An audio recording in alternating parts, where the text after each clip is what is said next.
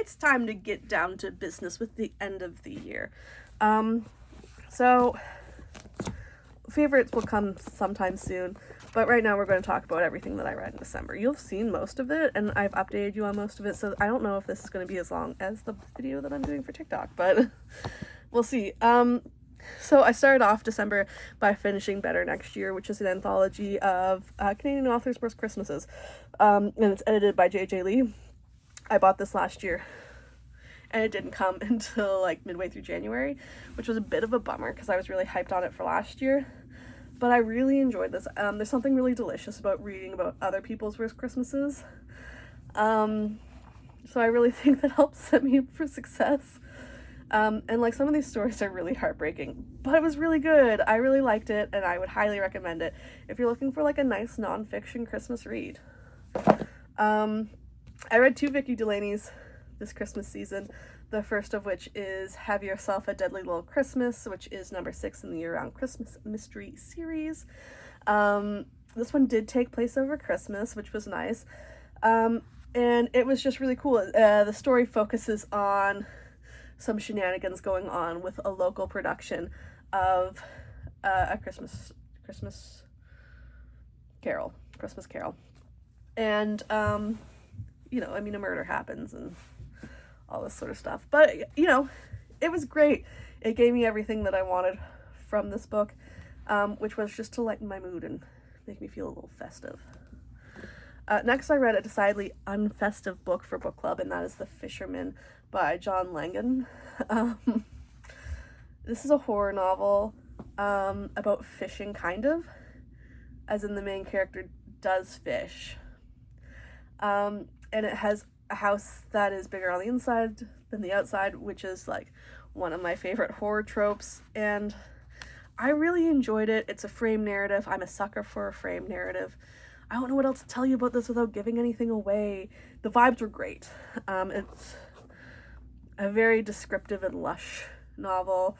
I could see everything that was happening in my brain as it was happening, which is something that I love and really look for in books.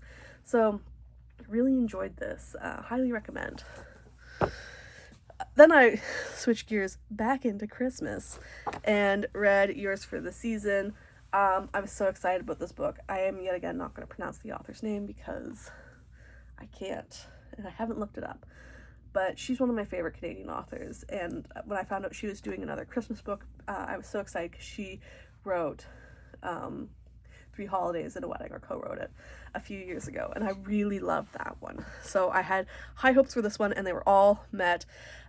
So it follows a woman from a Muslim family, and she's just getting back in contact with her parents after being no contact for many years, and they think that she's dating a caterer and have arranged for them all to go visit with his family for the Christmas holidays in Alaska.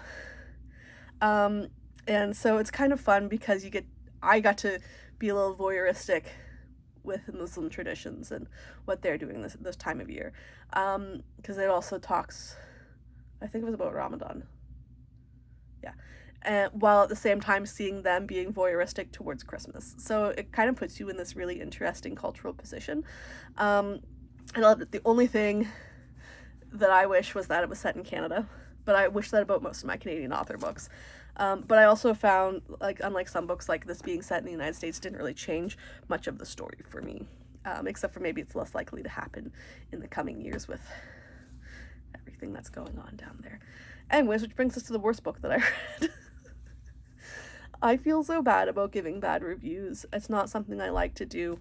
When I read the first chapter of this, I was like, oh no, but me and my friend were buddy reading it, so I was like, gotta put it through. And it was one of those Advent books that you rip the pages apart, which is like a super fun gimmick. So I'll start with what I liked. I liked the characters, except for the fact that one of them was a security guard. Didn't like that.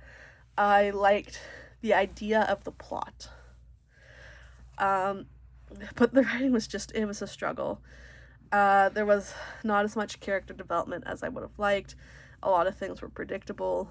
The writing wasn't good enough to carry the story, is what me and my friend decided. So it's chunky, so that was a bit of a disappointment. It was also only a 12-day book, so for my actual Advent book, I read The Christmas Countdown by Holly Cassidy and really loved it. I will definitely be reading other books that they've written in next year, hopefully, because I know that they have one other Christmas book for sure.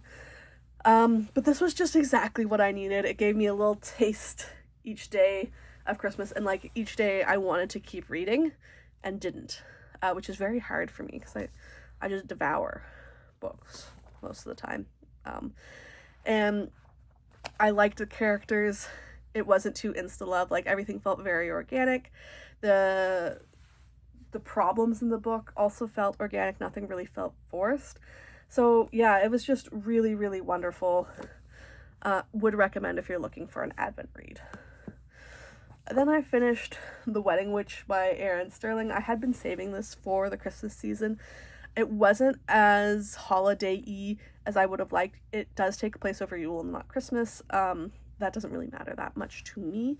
But I don't think it incorporated quite enough of the holiday for me to really think of it as a holiday book. I do love this series a lot. And it was a great book, but it wasn't quite bringing the vibes for Christmas. It's still a 3-star. It's good. Then I went back to Vicky Delaney and read A Sleigh Ride Together with You, which is the number 7 book in this series. This one is set over Easter, and I didn't quite like it as much as number 6. But the story was really interesting. It was very different than the other ones in this series. And it really gave some of the characters that we've known for a long time in this series some more room to shine, which was really nice, because they were more of the focus. But yeah, Sleigh Ride Together with You was good. Again, I rate all cozy mysteries probably a 3 stars unless they're bad, in which case they get rated lower. So that's a 3-star read. I also read my first Allie Alexander this year. Ellie Alexander, A Cozy Kind of Christmas. She released 2 Christmas romances this year. She's another cozy mystery writer. I've been meaning to start some of her books, but she's so far into most of her series that I haven't felt like picking them up. So when she said that she was going to do the 2 Christmas romances, I was like, this is the time. I really liked it. There's 3 point of views, 2 best friends and one of their bosses, and it worked really well. My only complaint was towards the climax of the book. The point of views were shifting a little bit too quickly. It would have been good to have a little bit more time to sit in each one. I understand why they did it like this. It was to help build the climax and keep you wanting to read, and it did. I just was a little bit frustrated about that, but it was worth it. The payoff was good. It was a great book. I enjoyed it. I think that there was a lot of good natural tension in it, and yeah, I'll read more from her, so that was good. My last 2 books are books from authors that I read every year at Christmas. The first one is Sarah Morgan, A Merry Little Lie. I like this a lot more than last year's Christmas book. This one is set in Northumberland. It follows 4 point of views: a mother, her 2 twin daughters, and her son's new fiance. To be determined. And it's about how they all have secrets that they're holding from each other, and how they all have these different anxieties leading into the Christmas, and how they all are kind of trying to stamp it down to make Christmas magical, and how that doesn't work, and how everything comes out and ends up working out well for everybody, of course, because it is a cozy mystery. We must have a happy ending. Yeah, it was fun. What can I say? I really enjoyed it. I thought the writing was good. It was believable. The characters were good. It did what I wanted. I read it in a day. Can't complain. And the final book that I finished in December was the Secret Christmas Library by Jenny Colgan. I read a Jenny Colgan every year. Some of them I like more than others. This is one that I like more. It's probably a 4-star for me. I like that the main character is a surveyor. It's closely related to some of the work that I do, which is kind of cool. But she's a book hunter on the side. So she gets contracted to go and hunt for a book in a Scottish castle that may or may not be falling apart, with her biggest rival there too. So it kind of sets up things really interestingly where it has perhaps a former lover in the mix, and so there's a lot of things that you think are going to happen that aren't going to happen, and a lot of things that do happen that make sense.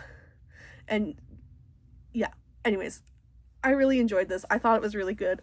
The ending was quite spectacular, if perhaps a little unrealistic, but yeah, it was great. If you like Jenny Colgan, I recommend it.